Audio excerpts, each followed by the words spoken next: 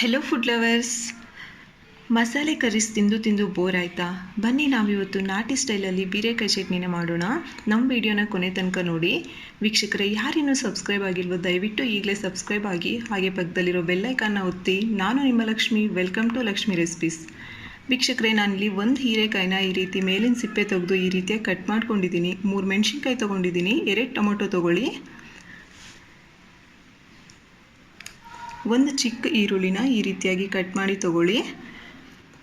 4 ರಿಂದ 5 ಬೆಳ್ಳುಳ್ಳಿ ಸಿಪ್ಪೆ ತೆಗೆದು ತೊಗೊಳ್ಳಿ.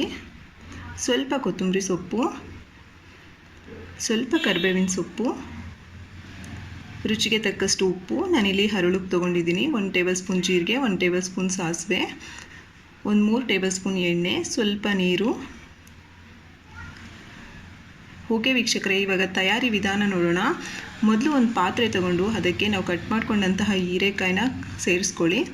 ಟೊಮೊಟೊನ ಈ ರೀತಿಯಾಗಿ ಮೇಲೆ ಒಂದು ಸ್ವಲ್ಪ ಕಟ್ ಮಾಡ್ಕೊಳ್ಳಿ. ಏನಿಲ್ಲ ವೀಕ್ಷಕರೇ, ಈ ರೀತಿ ಕಟ್ ಮಾಡ್ಕೊಳ್ಳೋದ್ರಿಂದ ಸಿಪ್ಪೆ ತೆಗೆಯೋದು ತುಂಬ ಈಸಿ ಆಗುತ್ತೆ. ಹಾಗೆ ಮೆಣಸಿನ್ಕಾಯಿನ ಸೇರಿಸ್ಕೊಳ್ಳಿ. ಇವು ಮುಳುಗೋ ತನಕ ನೀರು ಸೇರಿಸಿ. ಪೂರ್ತಿಯಾಗಿ ಮುಳುಗಿದ್ರೆ ಚೆನ್ನಾಗಿ ಬೇಯುತ್ತೆ. ಒಲೆ ಮೇಲಿಟ್ಟು ಒಲೆನ ಹೈ ಫ್ಲೇಮ್ನಲ್ಲೇ ಇಟ್ಕೊಂಡು ಇದಕ್ಕೆ ಮುಚ್ಚಳ ಮುಚ್ಚಿ ಬೇಯಲಿಕ್ಕೆ ಬಿಡಿ. ಒಂದು 5 ರಿಂದ 6 ನಿಮಿಷ ಆದಮೇಲೆ ನೋಡಿ ಈ ರೀತಿಯಾಗಿ ಬೇಯ್ತಾ ಇದೆ. ಅವಾಗವಾಗ ಮಧ್ಯದಲ್ಲಿ ಚೆಕ್ ಮಾಡ್ತಾ ಇರಿ. ನೋಡಿ, ಇವಾಗ ಚೆಕ್ ಮಾಡಿದ್ರೆ ಈ ರೀತಿಯಾಗಿ ಸ್ಮೂತಾಗಿ ಬಂದರೆ ಬೆಂದಿದೆ ಅಂತ ಅರ್ಥ. ಇದನ್ನು ಒಂದು ಪ್ಲೇಟಿಗೆ ಟ್ರಾನ್ಸ್ಫರ್ ಮಾಡ್ಕೊಳ್ಳಿ. ಇದು ಬಿಸಿ ಇದ್ದಾಗಲೇ ಮಿಕ್ಸಿಗೆ ಹಾಕ್ಕೊಳ್ಳೋದು ಬೇಡ ವೀಕ್ಷಕರೇ. ಪೂರ್ತಿಯಾಗಿ ತಣ್ಣಗಾಗಲಿಕ್ಕೆ ಬಿಡಿ. ನೋಡಿ, ತಣ್ಣಗಾಗ್ತಾ ಇದೆ. ತಣ್ಣಗಾಗಿದೆ. ಇವಾಗ ತಣ್ಣಗಾದ್ಮೇಲೆ ಮೊದಲು ಟೊಮೊಟೊ ಮೇಲಿನ ಒಟ್ಟನ್ನೆಲ್ಲ ತೆಗೆದು ಒಟ್ಟನ್ನ ಪಕ್ಕಕ್ಕೆ ಹಾಕ್ಬಿಡಿ.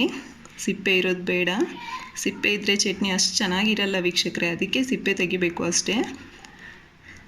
ನಂತರ ಹೀರೆಕಾಯಲ್ಲಿ ನೀರು ಸೇರ್ಕೊಂಡ್ಬಿಟ್ಟಿರುತ್ತೆ. ಈ ನೀರನ್ನೆಲ್ಲ ಒಂದು ಸಲ ನೀಟಾಗಿ ಹಿಂಡ್ಕೊಳ್ಳಿ. ಚಟ್ನಿ ನೀರಾದರೆ ಅಷ್ಟು ಚೆನ್ನಾಗಿರಲ್ಲ. ನೋಡಿ, ಈ ರೀತಿ ಎಲ್ಲವನ್ನು ಹಿಂಡ್ಕೊಂಡು ಪಕ್ಕಕ್ಕೆ ಇಟ್ಕೊಳ್ಳಿ.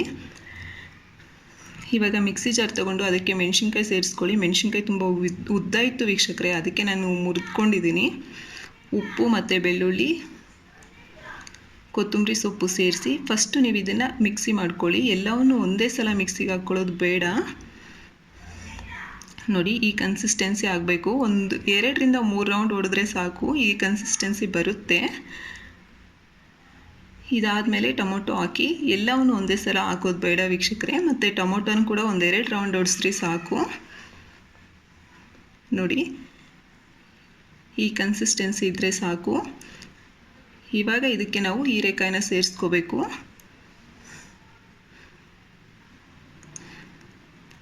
ಇದು ಜಾಸ್ತಿ ನುಣ್ಣಗಾಗೋದು ಬೇಡ, ಅಲ್ಲಲ್ಲಿ ತಗಲ್ತಾ ಇರಬೇಕು, ಆವಾಗಲೇ ಚೆನ್ನಾಗಿರೋದು. ನೋಡಿ ವೀಕ್ಷಕರೇ, ಇಷ್ಟು ಕನ್ಸಿಸ್ಟೆನ್ಸಿ ಇದ್ದರೆ ಸಾಕು, ನಿಮಗೆ ಚಟ್ನಿ ರೆಡಿ. ಇದನ್ನು ಒಂದು ಬೌಲಿಗೆ ಟ್ರಾನ್ಸ್ಫರ್ ಮಾಡಿಕೊಂಡು ಇವಾಗ ಒಲೆ ಮೇಲೆ ಒಂದು ಚಿಕ್ಕದು ಬಾಣಲಿ ಥರದ್ದೇನಾದರೂ ಇಟ್ಟು ಒಗ್ಗರಣೆ ಹಾಕ್ಕೊಳ್ಳೋಣ. ಎಣ್ಣೆ ಹಾಕ್ಕೊಳ್ಳಿ. ಫಸ್ಟು ಎಣ್ಣೆ ಸ್ವಲ್ಪ ಕಾದಾದಮೇಲೆ ಅದಕ್ಕೆ ಜೀರಿಗೆ ಮತ್ತು ಸಾಸಿವೆ ಹಾಕ್ಕೊಳ್ಳಿ. ಅವೊಂದು ಸ್ವಲ್ಪ ಚಿಟಪಟ ಅನ್ನಬೇಕು. ಚಿಟಪಟ ಅಂದಮೇಲೆ ಕರಿಬೇವಿನ ಸೊಪ್ಪು ಸೇರಿಸ್ಕೊಳ್ಳಿ. ನಂತರ ಈರುಳ್ಳಿ ಸೇರಿಸ್ಕೊಳ್ಳಿ. ಇದನ್ನು ಒಂದು ಸಲ ಚೆನ್ನಾಗಿ ಕಲಿಸ್ಕೊಳ್ಳಿ. ಹುಷಾರಾಗಿ ಕಲಿಸ್ಕೊಳ್ಳಿ, ಎಣ್ಣೆ ಸಿಡಿತಿರುತ್ತೆ. ಇಷ್ಟೇ ವೀಕ್ಷಕರೇ, ಇದನ್ನು ಚಟ್ನಿಗೆ ಟ್ರಾನ್ಸ್ಫರ್ ಮಾಡ್ಕೊಳ್ಳಿ. ನಿಮಗೆ ಟೇಸ್ಟಿ ಆಗಿರುವಂತಹ ಹೀರೆಕಾಯಿ ಚಟ್ನಿ ರೆಡಿ. ಇದನ್ನು ಚಪಾತಿ, ಮುದ್ದೆ, ಅನ್ನ ಎಲ್ಲದ್ರ ಜೊತೆಗೂ ತುಂಬ ಚೆನ್ನಾಗಿರುತ್ತೆ ವೀಕ್ಷಕರೇ. ಇಷ್ಟ ಆದರೆ ಲೈಕ್ ಮಾಡಿ, ಸಬ್ಸ್ಕ್ರೈಬ್ ಮಾಡಿ, ನಮಗೆ ಸಪೋರ್ಟ್ ಮಾಡಿ. ಪಕ್ಕದಲ್ಲಿರೋ ಬೆಲ್ಲೈಕನ್ನ ಒತ್ತಿ. Thank you for watching.